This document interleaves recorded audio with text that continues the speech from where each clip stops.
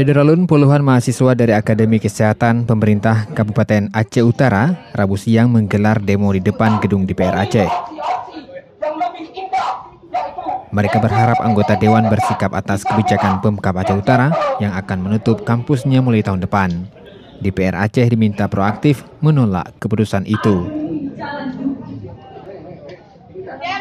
Ketua Komisi 6 DPR Aceh, Iskandar Daud bersama sejumlah anggota kemudian menerima delegasi mahasiswa Askes Aceh Utara. Pihaknya pun menyatakan sepakat dengan aspirasi mahasiswa yang menolak penutupan kampus itu. Posisi apakah merger di bawah Unimal, di bawah PTD itu regulasi lah yang menentukan posisi di mana nanti. Tapi yang tugas kami utama adalah memastikan kalian tidak putus sekolah. Itu tugas kami, ya kan? Ini apakah dia dua pilihan persoalan ini. Dari Banda Aceh, Mas Rizal, Serambi On TV. Nah, ada regulasi dari